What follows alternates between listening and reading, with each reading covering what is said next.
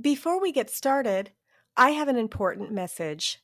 If you're on Medicare or about to be, you don't want to go it alone. And you don't want to just call the first guy who sends you a postcard. My husband did that, and he wound up with some bad advice that costs us a penalty each month that will never go away. So, what can you do?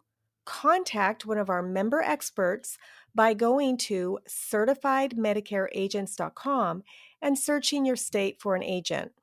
You'll be able to look through our member agents and read about them.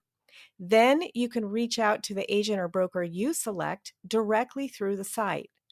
Now, one thing you should know is other sites who do this sell your information to 15 or more agents so you can get hundreds of unwanted phone calls. Not so with certifiedmedicareagents.com. You'll only be contacted by one agent, and if there is a problem, I may personally reach out to you. But generally, you will only hear from the one agent you select. So head on over there right now before you forget and find a qualified and certified agent that can help you today. Now, let's start our program.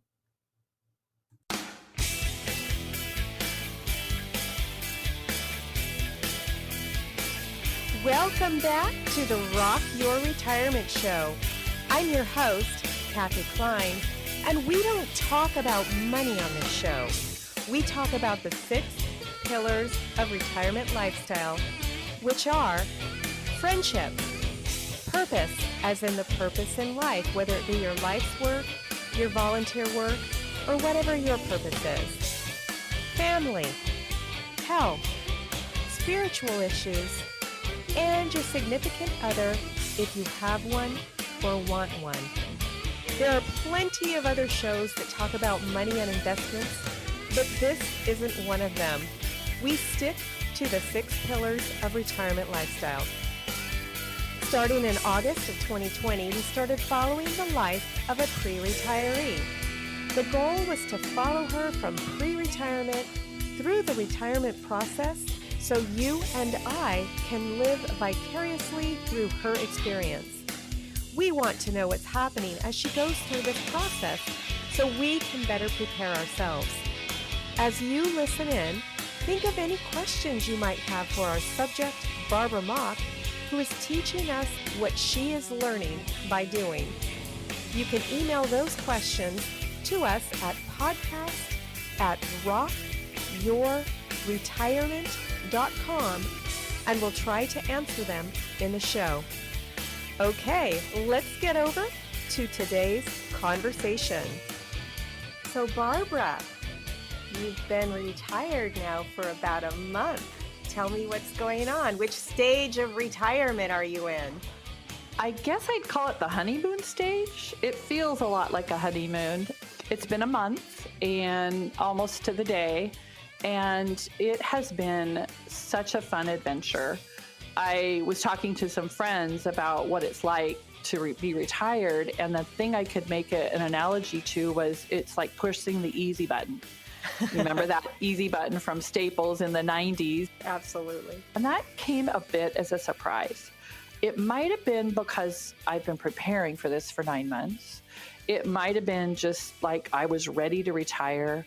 But for me, it was when I took my computer back to the office and I no longer knew what was happening with our budget, what was going on with personnel issues. There were no deadlines, and there were no county councilmen calling me. Now, as I recall, there was a little issue with the fact that you don't have a computer anymore, but we can talk about that. We can talk about that after you tell us what's going on. Sure, exactly. No, the competition for technology in our house has amped up a little bit. But anyway, it just came as a surprise that I was able to transition so quickly. I had about a week to basically get organized and get packed. And I guess for the listeners, I recommend that. Take a minute after you've retired to kind of get things sorted out, put away, just kind of mentally. It really helped me. But I wouldn't wait much longer than a week. It seemed about just right before you do something that changes your routine. I think I shared before that we had a condo in Whistler that because Canada was closed, we weren't able to use it. And so we went through the journey of trying to trade it during a pandemic. We hit on a place in Scottsdale, Arizona, which if you've read my blog, you know that that's where my daddy lives. And so it just seemed to match our requirements. We wanted sun. We wanted a place that we could hike, and we wanted a place that we could golf, which I'm a new beginning golfer. So it was pretty exciting to think about being able to golf in a place where I wasn't going to get mud in my face when I hit the ball, because in Washington, the golf courses are like a sponge. But my husband wanted to add on something special. He was calling my retirement my graduation trip. And he booked us at a place called Tubac. Tubac is where they shot parts of this movie. And the name of the movie is Tin Cup. And it's about a golfer who's kind of a washed up guy that wants to go on the pro tour. And this place is fascinating. It was granted to the Otero family in 1685 by the King of Spain. It's 20 miles north of Nogales, which is the Mexican-American border. And so it predates our country, this ranch. And it was the basis for the Otero family to become the Arizona cattle kings. In the 1950s and 60s, Bing Crosby convinced them to sell the ranch, and it's still a working longhorn cattle ranch, but around the ranch are 3 9-hole courses. And they built, for the 50s and 60s, a luxury spa golf resort. And so it felt like old Hollywood. It was these little casitas with the Santa Fe roofs and everything. And so very, very nice. And he got something called the Indulgence Golf Package, 2 days of golf and then 2 nights of accommodation and a free breakfast burrito at the cantina on the first hole. And then he also made a reservation for a really nice dinner. And it was really, really special. So I was a little nervous about golfing, of course, but I got up and I bought myself a cute little shirt in the gift store, and I was all dressed up, ready to go. The outfit is actually the main part of golfing, I have decided. The outfit is key. My husband does not understand that. He does not understand that at all. So we went out, and I was a little nervous, but I don't know if it was random or a God thing. I'm choosing the God thing. My husband says it's random, but we got paired with another couple where the guy was a pretty good golfer, like my husband, and the wife was a beginner. That was perfect for me. She was kind. She was encouraging. Kind of a funny story. I think I've told you before that my husband was a repairman, a telephone repairman. So what does he love to do? Fix things. And so I was struggling because, again, I'm a beginning golfer. And so he kept giving me tips. And here we are in front of this other couple. And I'm kind of frustrated. So I just started counting out loud. He never noticed. And so finally, the gal said, "Are you counting every time he gives you a tip?" And I said, yeah. So the next time he did it, she goes, "Mike, 19. And he goes, "What?" She said, "That's the 19th time you're giving your wife a tip. Why don't you just let her play?" And it was perfect. He was a little embarrassed and a little sheepish, and he was quiet the rest of the time. I know it's in the spirit of helping, but I really need my coaching from my LPGA golf instructor. Okay. Lord love him. So I want to just interject here because I don't know if that's a woman thing or if it is a strong woman thing, but a lot of us have that issue. We can take direction from people other than our spouse. It can be the exact same information, but if it comes from our spouse or whoever we're in the relationship with, we get upset. So I don't know why that is, and maybe at some point in the future we can bring on a psychologist to come and talk to us about this. But I had the same issue, not with my husband, but this was years ago with someone trying to teach me how to ski. And, that just irritated the heck out of me. But as soon as I got a professional ski instructor, I was on the slopes and skiing the intermediate like that same week. So I totally feel for you, Barbara. Completely feel. And I feel bad for the husbands because they're not they're not really doing anything wrong. You know? No, and I know his heart and I know he wants to be helpful, but I think the difference is if I ask him for help, if I say, could you give me a tip on putting? It's a whole different dynamic than when you're with other people and you're struggling and he's just trying to help. It's like, ugh. So anyway, we worked through that and he was much more cautious and careful the rest of the trip. It was like a honeymoon, literally. It's not something we would normally do. It was your graduation. It was my graduation. Oh, and where was it again? It was in Tubac, which is in the Green Valley, south of Tucson, Arizona. Tubac, Tubac Golf Resort. It's beautiful. Oh, okay. And hopefully on the blog, there'll be some pictures. And then we went up to our condo that we traded into Orange Tree. We were literally on the first hole right out our door. It was 96 during the day. We golfed 3 times. And every time, Kathy, we were placed with a good guy golfer, a beginning golfer, except for one time. And this woman was an amazing golfer. She had such a smooth swing. And I looked at her and I said, I want to be like that. And I started golfing better. And so now Mike and I have this joke where her name was Misty. And he goes, okay, Barb, channel your inner Misty. Try to relax and try to hit the ball. And so I felt like I made really good progress. We would sit and have lunch with people. You golf with them. You know, you don't know these people. You introduce each other. But what I found fascinating is how many of the people we ended up paired with every time was someone who either was retiring, had retired, or was thinking about retirement, similar age, similar life experience, and we shared our stories. What I found the most enjoyable, along with trying to learn something new in a beautiful place, was the connections that we made with total strangers. That's all unexpected for me. I started this saying, I need to learn something new. I need to try something new. But for me, there's been so many other bonuses. Well, then we got to go to lunch with my dad. One day we went out for dinner, but I got to ride bikes with him. We rented bikes. And oh my gosh, my 86-year-old dad is nothing short of amazing. He rides his bike 20 miles to Tempe and back 3 times a week. And you wrote about that on your blog. Yes. Now I know why he's in great shape, because he does go. We were up hills, down, over and under. We went down to Tempe and underpasses. There's a beautiful trail system, if you don't know about Scottsdale and Tempe. It's all interconnected. You can go for literally miles, and he took us everywhere. He kept having to slow down and give us water breaks. Now we're 20 some years younger than him. I have a lot to aspire to. So fun. We went back to the pool, and I cannot remember a time in my life where I got to sit with my daddy and just talk for like 2.5 hours. How come we never do this? Well, with family, you're with family. Time's precious to me now, post-pandemic.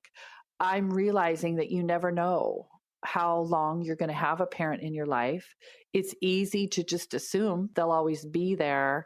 And now that I'm retired, I really want to be more intentional about spending time with my dad. I heard stories I'd never heard before. I got to ask questions, and it was just the 2 of us. That was probably a highlight of the whole trip, just spending time with him. Well, in between golfing, we went hiking. We went to a place called McDonald Recreation Area, and it was full of mountain bikers, but we're trotting along. And after we did about a 5-mile hike, we went into the visitor center to check in. And the woman there said, did you see any rattlesnakes? And we said, no. Should we have? She goes, well, it's mating season and they're crazy right now. And it's a good thing that you didn't see any, because they're just not very predictable. And I looked at my husband, I go, that would have been good to know before we went hiking 5 miles in the desert. But it was beautiful in its kind of rugged sort of way. I mean, we come from the Pacific Northwest where everything's lush and green, and in the desert, everything is just these big vistas with cactus. So that was really fun. It was hard to leave, but we knew we were coming home to good weather, but it was just about perfect for me to have that week. and then have 10 days because I just really had a break. I just highly encourage any retirees that space between being retired and transitioning, do something different to kind of shake you out of that habit or that schedule so that you're not just sitting at home going, now what? Now what? So we got home. I got to get a little more organized now because I don't have an administrative assistant or a Microsoft Outlook calendar. And I forgot something, like I forgot a phone call or something. I went, so I've got to learn to be much more intentional. But one of the things that's adding structure to my life is I joined 2 women's golf leagues, one in Snohomish and one at Legion.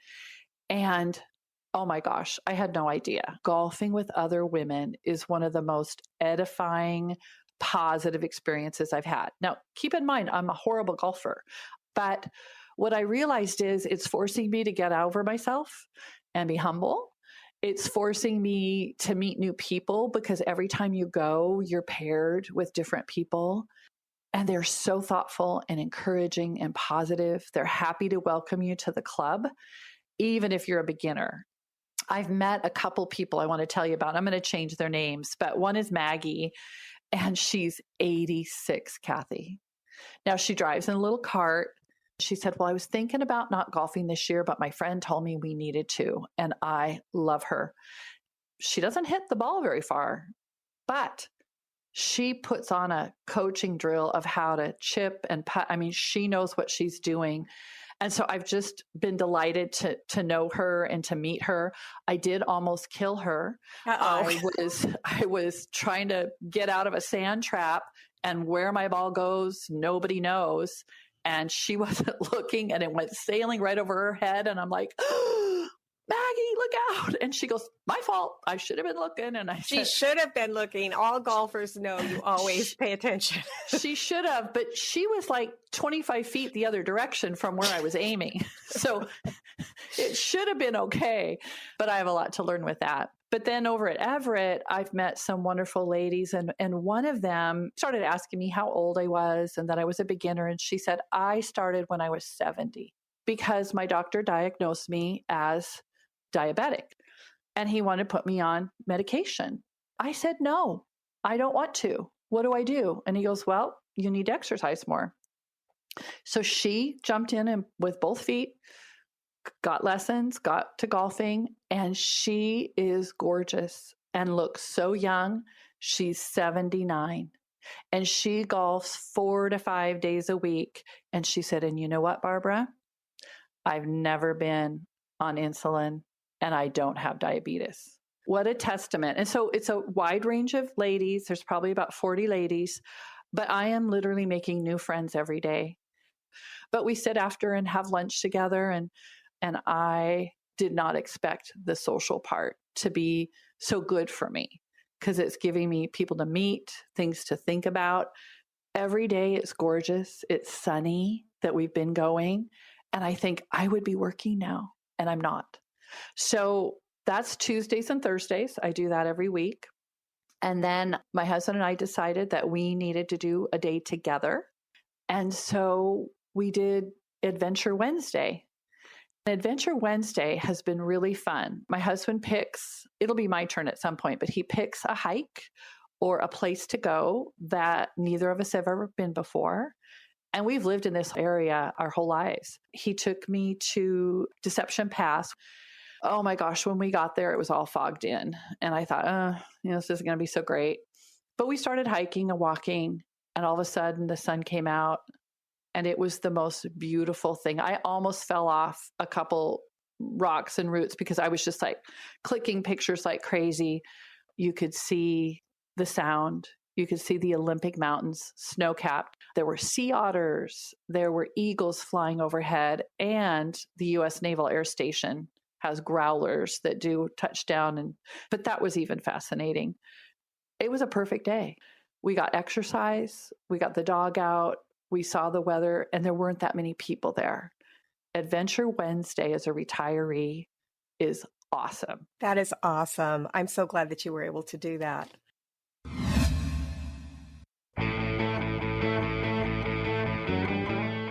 I hope you're enjoying today's episode of the Rock Your Retirement Show. The theme of the show is to talk about the 6 pillars of retirement lifestyle. You can track how you're doing in those 6 pillars in the journal, which you can find at rockyourretirement.com/journal. One of the pillars is health. Of course, if you don't have your health, nothing else matters. So before we get back to the conversation with Barbara and me, let's take a health break. Now, once again, we have John Perlman, co-founder of Mission Lean, the leading fitness app for anti-aging fitness, for our health segment. Hey, John, what do you have for us today? Thanks, Kathy. What I'd like to talk today about, and you may have heard of it, you may not have, is telomeres. And telomeres? Is that like television? Not quite. Well, tell us, what is it? What are telomeres? Yeah, so telomeres are the protective caps at the end of DNA molecules that make up our chromosomes. And incidentally, the length of these telomeres determines how long the DNA inside will be protected and ultimately how long that cell will live. Oh, so it's kind of like the anti-aging part of the cell? Yes, actually, you're right onto the right track on it. So basically, how long this telomere how the length of it, and then also how long it stays protecting that DNA will determine how long that cell lives. Okay, well, that sounds interesting. Yeah, and so the reason I wanted to bring this up and talk to you about it today is because exercise, there's been a lot of scientific literature that has come out recently linking exercise to the health and length of telomeres, and particularly aerobic-based exercise. There's a new study that came out about a year ago where scientists separated exercise participants into 3 groups. They had one group do endurance training, they had one group do interval training, and by interval training, all that means is they were training in such a way that their heart rate was getting to a very high level on and off. So they were raising their heart rate through interval training. And then the final group only did resistance training. And what that means is, like weight-based training, so like going on a certain weight machine or lifting weights. And the results of this study showed that in terms of a direct impact on telomeres and telomere length, the only groups that benefited from increased telomere length were the endurance training and the interval training groups. And the strength training group there was no impact at all on telomeres from the strength training. But I'm sure that has other benefits. Strength training probably benefits you in other ways, right? Yeah, it's great to do a strength training routine, but the point of this is that a strength training routine is only good as a supplement to an aerobic-based fitness routine from the standpoint of anti-aging fitness. Well, that's really good to know. Yeah, it's interesting, and this is all new studies that basically they're able to measure telomere activity through a certain enzyme called telomerase, which is a new development in science, and that's how they've been able to kind of do these studies and determine how the exercise is impacting telomere length. Interesting. So the telomere, so the longer or the more you exercise aerobically, right? Because that's what what you're talking about. Let's just make sure I understand this. When you're bringing your heart rate up, that's when you're helping the telomeres? Exactly. So basically, and we're hopefully, and I think we will touch on this in other episodes, but what you want to try to do ideally is create a fitness routine where you're benefiting from strength, because as you mentioned, strength is important, but incorporating your strength moves into the framework of an aerobically intense workout, which is what we do on the Mission Lean app for our anti-aging program, and what we recommend to clients to do if they're really trying to target their fitness for anti-aging. Wow, that's great. That's basically the main thing, is that you can't just do strength training. You want to have your exercise benefit your anti-aging, right? Did I get that right? Exactly. So the short of it is that whenever you head into a workout, if you want to target it from an anti-aging perspective, you need to make sure that you do at least a few efforts where you try to raise your heart rate. So that can either be done through, for example, going on the bike for 10 minutes before you do your other fitness, or if you want to do a high intensity interval routine. For those of you that don't know about HIIT training, high intensity interval training, all that means is basically a routine of various moves that raises your heart rate up at various intervals. So that's why they call it interval training. So that's just the general idea, that you need to make sure that your workout has some aerobic pushback in it to really target those telomeres and extend cellular lifespan in your body. That's great. Well, thanks so much again for that health tip. And for the listener, tune in next time for more health tips. And don't forget, you can also download the Mission Lean app to get more fitness and health tips. And they'll automatically be worrying about the telomeres, so you don't have to. Isn't that right, John? Yeah, we'll give you the workouts and take care of the telomeres. All you have to do is just make sure to do them consistently. Thanks so much. Thank you. So you just told us about the story of what you've been doing and how you've set up your life so far. We know that you're still in the honeymoon stage. So what are you expecting for the next few months? I know that you've had these technology wars with your husband. Now that you've told us about all the fun things, tell us what's going on the technology front. Are you going to wind up buying another computer so you don't have to fight over the one that you have? I wouldn't call it a war, but we've really worked hard on making a really good decision on, what we're going to do with our time and activity. I've only been retired a month, and I don't know precisely. We kind of know what our budget will be, what our income will be. I guess what I realized is there's certain times of the day that he likes to be on the computer, and it's first thing when he wakes up. Read the news and check out what's going on in the world and check the financial markets. That's like his little pattern. And I used to be wanting to do that at the same time. So I'm leaving him with his tradition, and I'm finding other times to be on the computer. I know there'll come a time where we're going to need to buy a laptop so we can travel. But for right now, I've just adapted to when I know he's going to be gone. So far, I just needed to flex a little bit and not have this, whatever. And then he's been a little more thoughtful about, oh, do you need the computer? So I think we just realized we needed to talk about it. We needed to compromise, and we just needed to adjust because there's a lot of time in the day.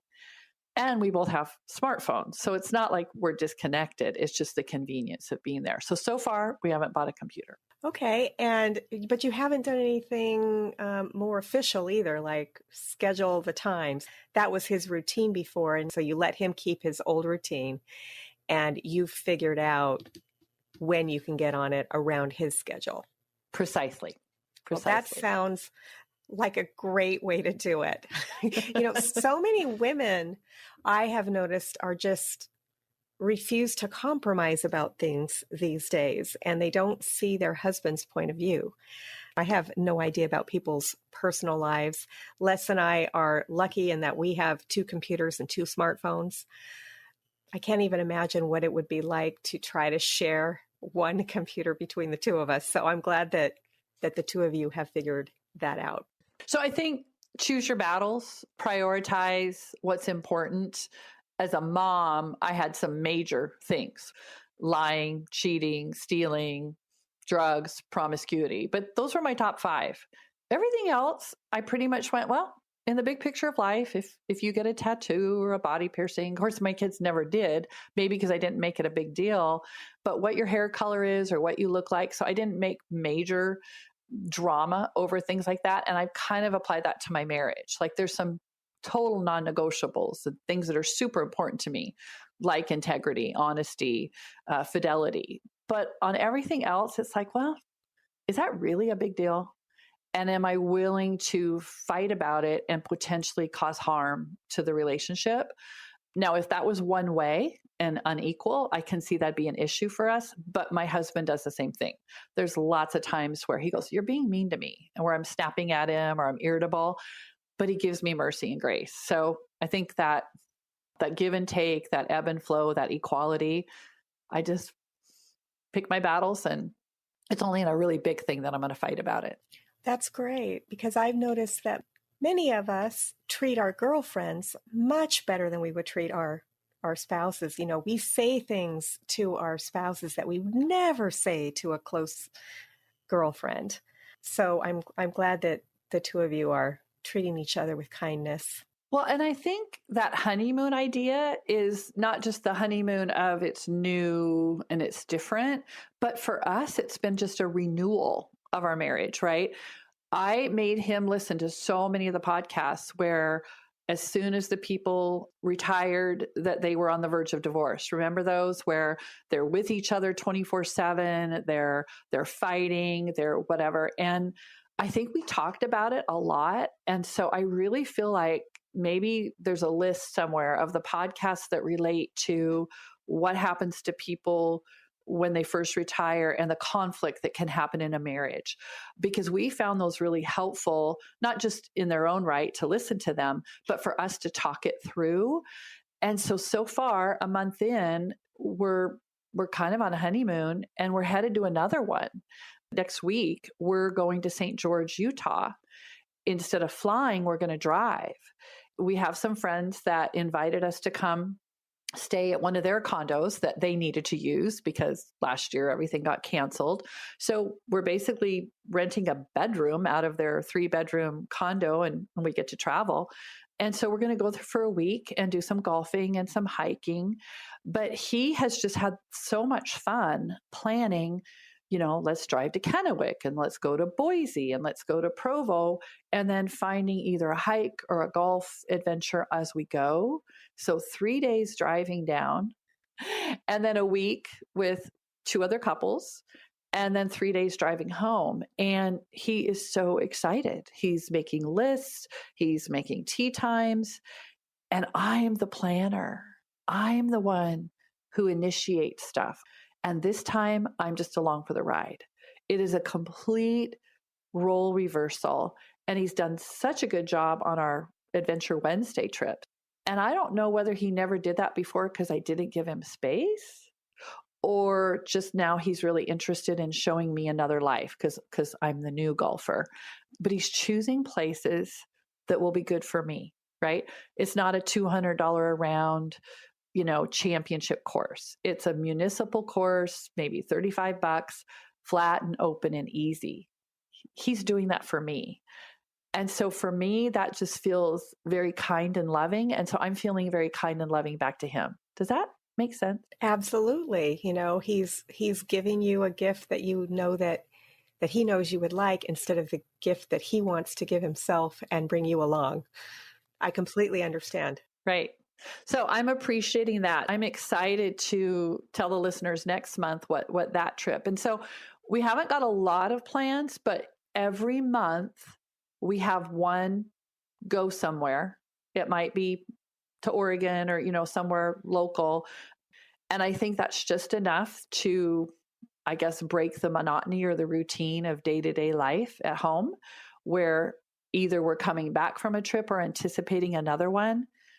It's pretty economical. We're, you know, buying food and cooking. And so we're not doing a big thousands and thousands of dollars resort destination vacation. So I'm excited about that. I'm really excited about what we've got coming up. And I'm excited about today. I'm going to get to go golfing after we're done talking here. What do you foresee your future to be? I definitely am going to enjoy golf for the summer, for sure. I'm really enjoying making new friends and trying to make connections besides like golf, like go on a hike with someone. So I've met a couple possible people that I could do that with, but it's new in the relationship. I do think I will check in with some of my work colleagues. It's been a month and I was just radio silent. I was just having a ball.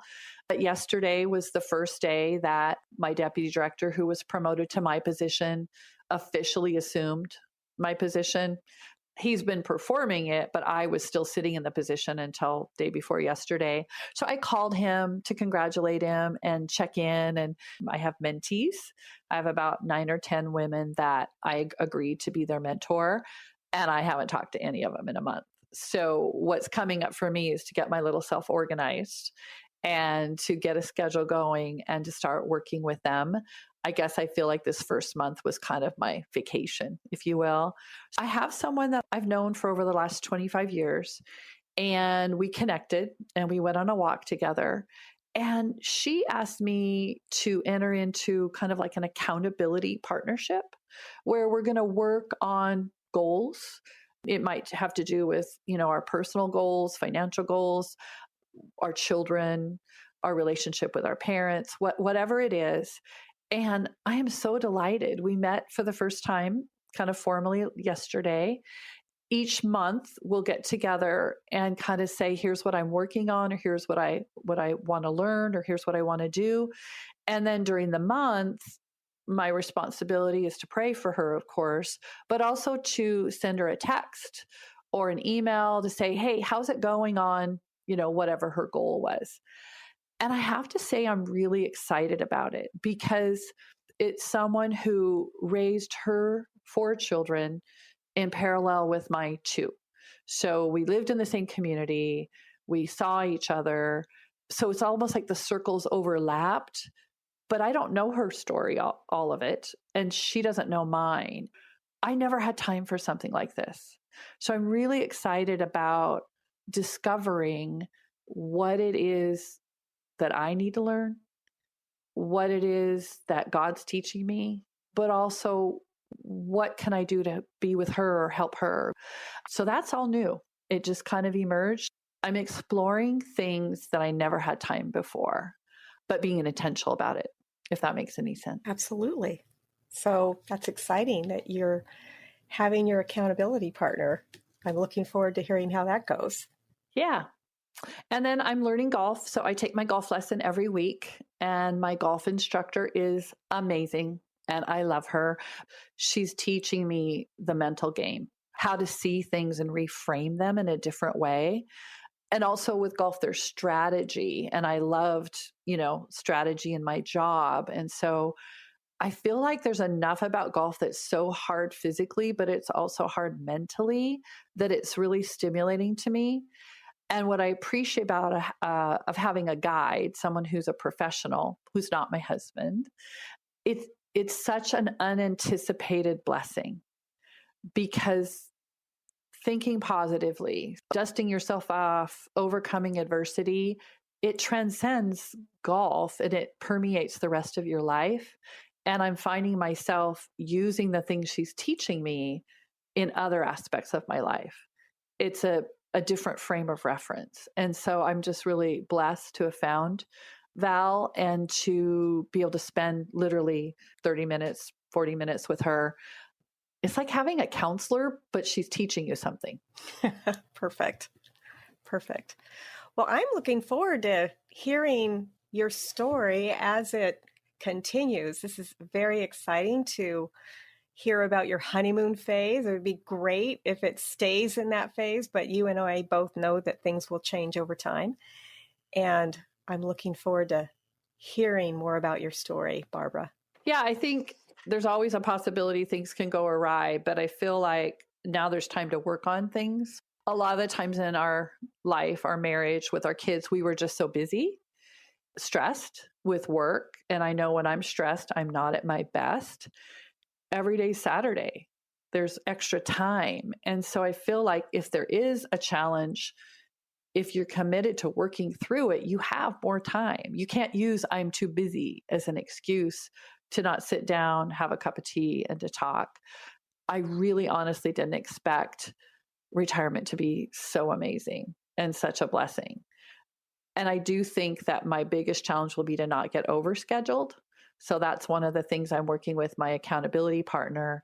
My personality and my temperament is to want to help people and achieve, which was great for a job. But now at this stage in my life, I'm really being careful about not adding a board or a commission or another volunteer opportunity, because then if I do get stressed out, then I won't be my best for my husband, for my kids, for my grandkids, for my family. So that's my big challenge, is to not overschedule, not to overbook. And right now, I just feel like I'm on one big vacation. That's fantastic. Thanks again for spending this time with me and the listener, Barbara. I guess this is goodbye until next time. So thank you. And for the listener, we'll see you next time on the Rock Your Retirement Show. Bye.